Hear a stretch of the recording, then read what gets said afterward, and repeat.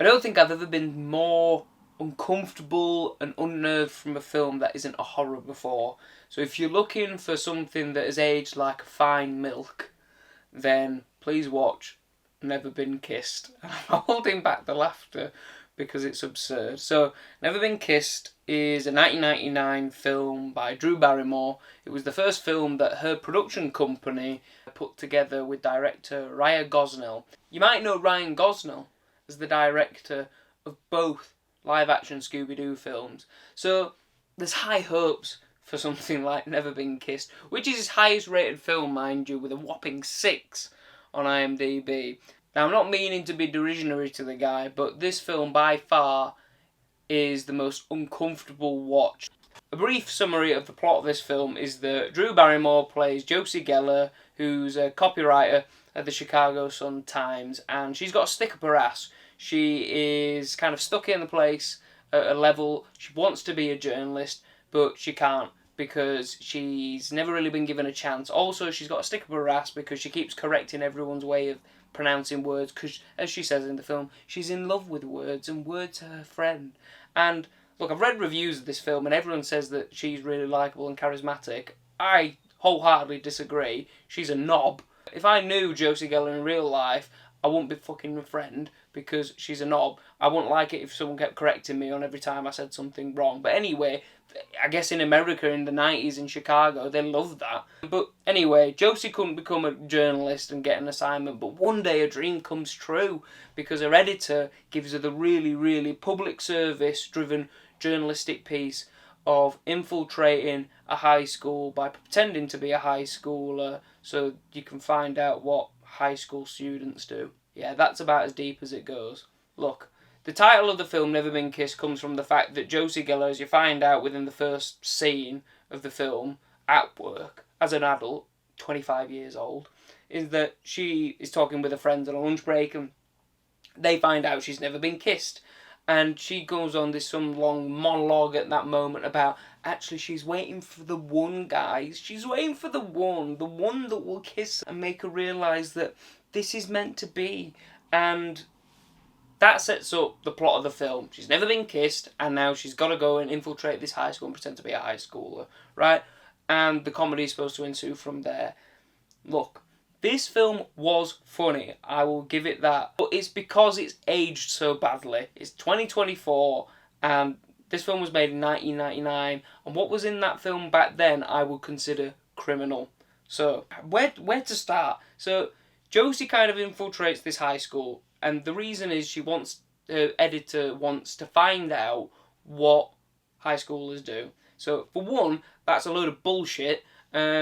Journalists, what are you doing that? Are you infiltrating high schools to find out what kids do? Why don't you just ask the kids what they do? Maybe they'll tell you. Maybe you can, I don't know, befriend one and over time, develop a professional relationship with clear set boundaries about understanding what high schoolers in Chicago in 1999 deal with. But no, instead, what we do is she infiltrates the film and poses as a high school, because if we did the sensible option, we wouldn't have a film. So I'm going to buy it that Drew Barrymore can pass as a high schooler. Right, so she goes in and immediately she's unpopular, as she was back when she was a kid in high school. She doesn't get along with people, she's stuck with the nerds again, but the nerds don't have the story that she's looking for. The cool kids do, so she needs to get in with the cool kids. But it takes about half an hour to 40 minutes before she actually starts attempting to do a job and get in with the cool kids as a journalist, because she's too busy reliving high school life by being with the nerds. And look, it's not that fun, frankly. You're just watching things happen, and Josie's character is being Josie, and that's being rigid and just not being engaging and being nerdy and dorky. And look, I've read a lot of reviews of this film, and everyone is saying that she's charming and that she's really I don't know, you really empathise with her and you really like.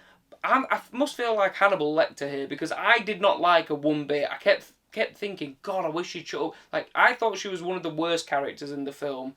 So anyway, the plot carries on, and then she starts actually realising that she's got to crack on with her actual job and find the story. They come up with this ingenious plot point that she's got this like pin badge on a breast pocket thing, and that it can record everything that's going on, and then her friend who works at the Chicago Sun-Times can monitor everything that she's doing to find the story for her.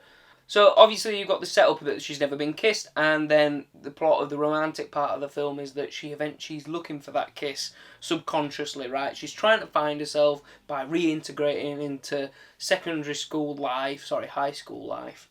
And whilst this kind of bullshit is going on with her trying to fit in with the cool kids, one place that she feels a real connection other than the nerds in the school is a teacher, is an English teacher who she's smitten with. And anyway, basically he's like reading out Shakespeare and she's reading out Shakespeare, and because she's good at words, she excels in the class, and the teacher notices that, right? Which I think is pretty normal. A teacher notices that a student's actually paying attention to them and paying attention to the class and the materials and the subject and is doing well, right? Normal behaviour that I morally am A-okay with, right? The film's quite normal in its part.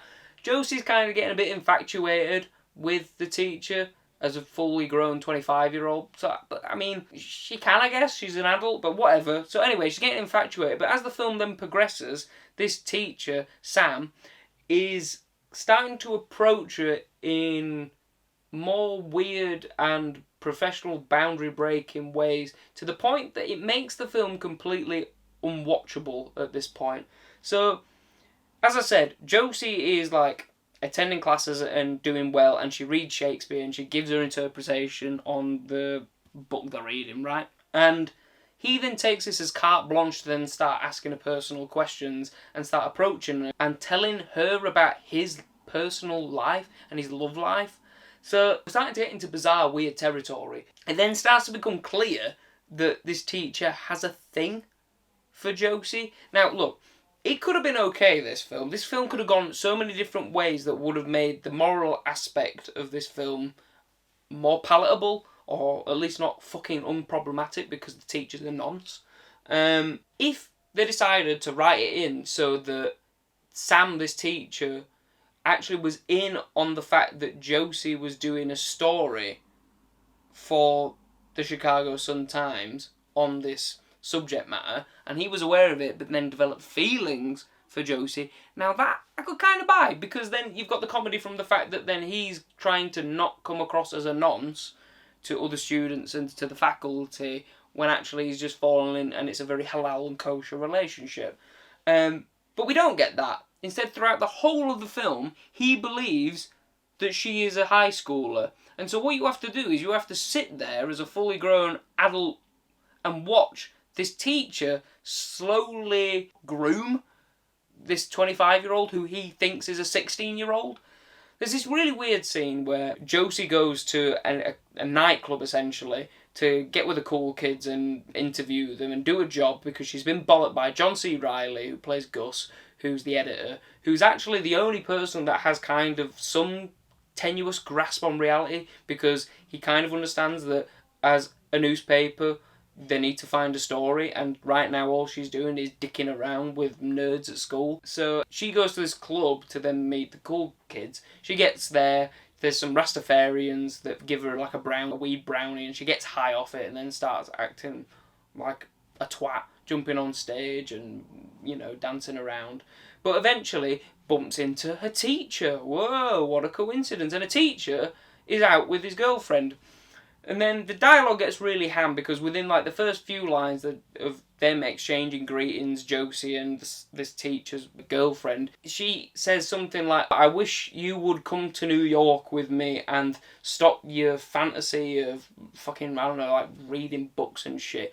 And that says Josie, and that upsets him and makes her look like a complete dick, and sets up the fucking conclusion later that they break up, right? The Sam, this teacher, and his girlfriend, who's actually, she's not right, she doesn't fit in with him. But literally that's all you have of the girlfriend, right? That's all you're given to her as a character, that she's a bit of a knob, and that's it. This then pays off later with this teacher slowly grooming and approaching Josie's character. So there's a bit where they're on like this they're at this fair, which the high school's put on, which is mental because it's like bigger than Butlins. She's getting on the Ferris wheel, and it's a romantic Ferris wheel for couples, and she gets on by herself.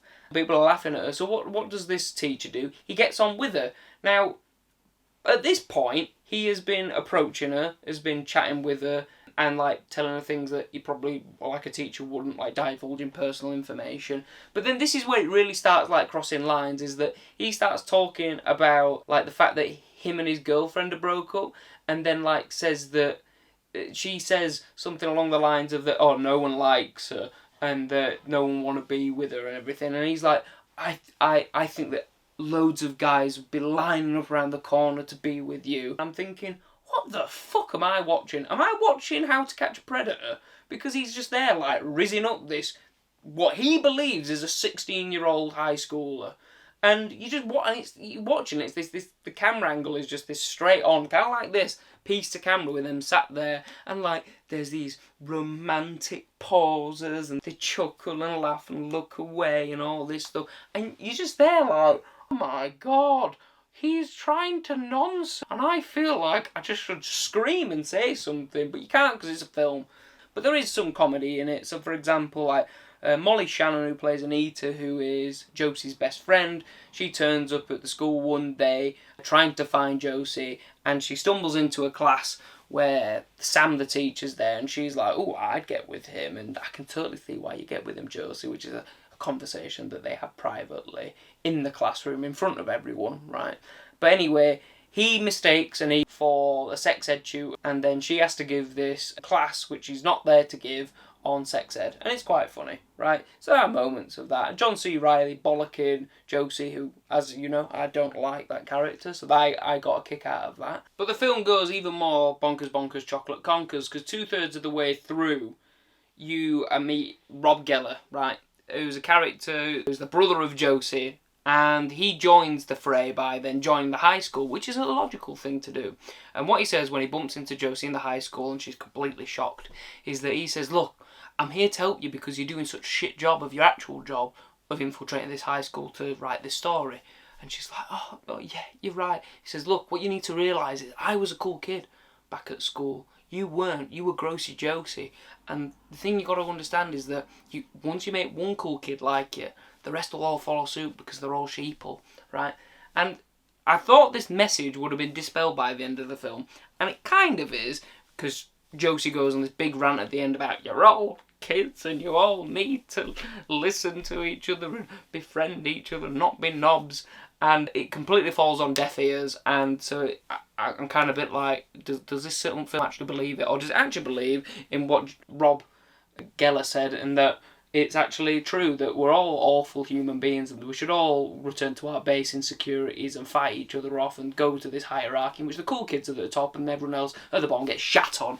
I came away from this film thinking, oh yes, they're right, and everyone's a shithead, and the teachers are nonsense, and it's completely okay.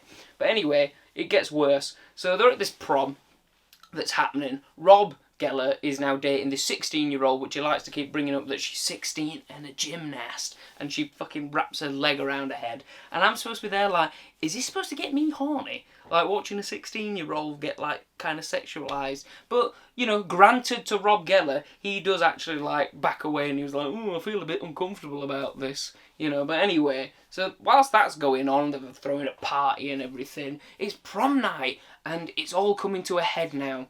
And anyway, prom night's happening, and all the teenagers rock up, and I don't know if it's an American thing or if it's just this film, but everyone's doing fancy dress, and it's all based around, like, there's a theme, and, like, Josie's now a cool kid, so presents it to the class when asked, because now all the students believe she's a rich kid who's got, like, I don't know, a 401k, because Rob's spreading rumours around saying that she's rich, so all the kids now want to be her best mate. So they ask her what to do, and she says, I think we should do couples through history. And obviously, Sam, who's the teacher that she fancies, and he fucking fancies her, loves that, because that's basically what his bloody subject is. So they all turn up in, like, these historical costumes, but, like, they're all, like, half naked. Like, there was literally, you can pause it at one bit, and it's not hard to miss. There's a couple in it, bearing in mind they're, like, 15, 16 supposed to be, who are like half naked and playing Adam and Eve, and like one guy's just got like a leaf cover around his cock and balls, and like Eve has just got a bush on a bush and her tits, and you're like, these are kids. And then you get the treat of that 16-year-old going, hey, Rob, I think we should have sex, look, and then wraps her leg around her head. So I've read a review by the bloody Christian.com or some of the ChristianFilms.com, and I love that review because all it says is like, there's a few swear words in there, and there's some like allusions and direct references to drugs and things like that, but then completely ignores the noncery, the like other nudity and bits and bobs and, you know, glaringly obvious things like that, like the moral problems with it. But it's just like, yeah, there's some nudity and swearing, and I don't know if some of the messaging's right about being with the cool kids, but other than that, yeah, let your kids watch it. And you're like, what the fuck?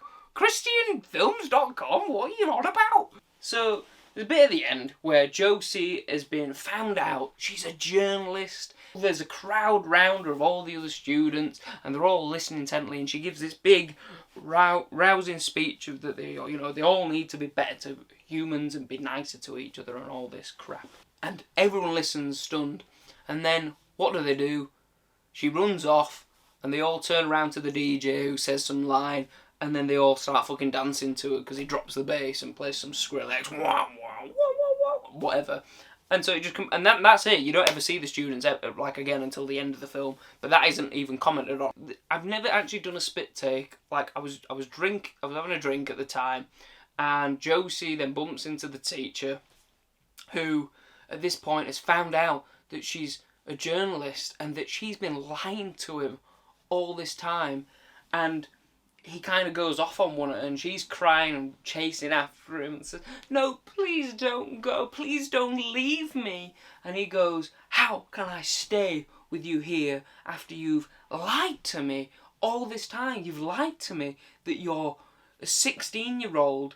And she's like, no way. And he says something like, what, I'm supposed to feel better because it's now okay that I love you? So he knows that it's wrong. It's not like he's had a moral bypass. And I'm pausing the film at this point and chatting with my girlfriend and saying like, oh my God, next thing he's going to say is just, look, I just can't trust you.